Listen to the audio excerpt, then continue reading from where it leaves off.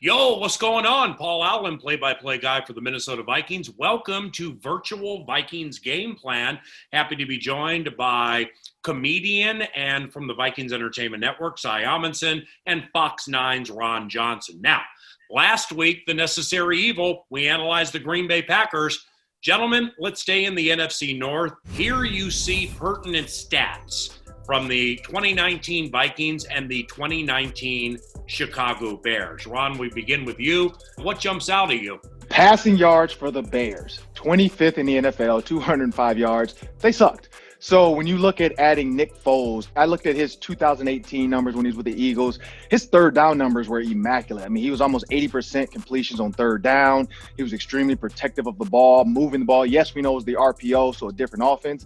But I guarantee we know there was an RPO thought with Mitchell Trubisky. Never really worked because he would always just R. He never could P.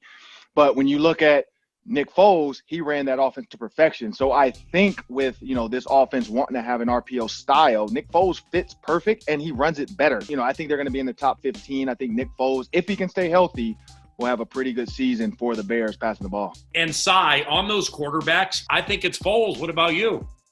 I mean, I'm wrong all the time, Paul, but I have not been, I am currently not, and I will forever not be a Trubisky guy. He benefited from an incredible defense. I just don't see it. I think the bigger question is, will this be the year that Nick Foles pulls out of the one-hit wonder category? Everybody saw what he did in Philadelphia, but will this be the first time that he puts together a start-to-finish season for a football team? Because that's what I think it's going to be. I think he'll be the starter the whole year. Mike Zimmer with the Minnesota Vikings, a very good record, got to the NFC title game.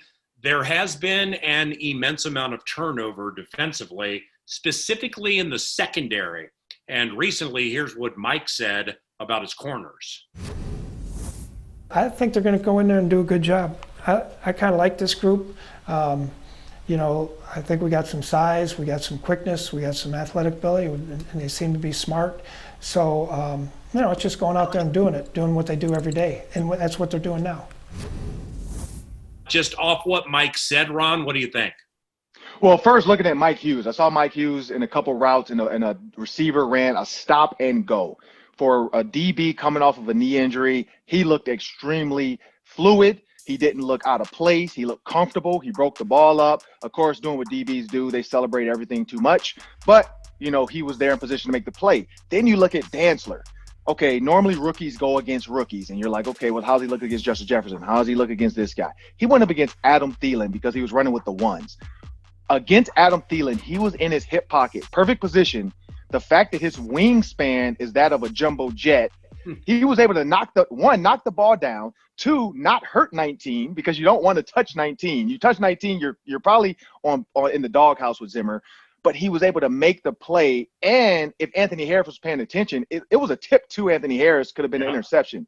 So the fact that 19-1 stayed healthy, stayed up, 27 knocked the ball down, did his little celebration. I don't know what that is. We'll find out later. I like him. He has the foot speed. He has the hip movement. We talked about fluidity. We talked about Xavier Rhodes being hampered with hips and legs and just looked like he lost a step. Dantzler is a skinnier version size-wise with about similar foot speed. And Zimmer made the comment about not running well at the combine. I think I heard him on PA's radio show. I think it hurt him, but it helped the Vikings because if he had run and had run well, like he did on his pro day, he probably would have went earlier. It kind of fell into Mike Zimmer's lap to get a guy, the needle, that's going to be able to get in there and sew some things together on that defense. Paul, when I was working at ESPN, I got the chance to spend a bunch of time with Darren Woodson off camera. I'm not talking about on a show or where he knew people were watching.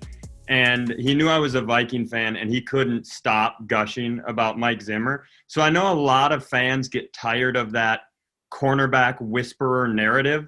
But I'm so excited for this season. I'm so excited to see young talent on cheap contracts with the best cornerback coach in the league.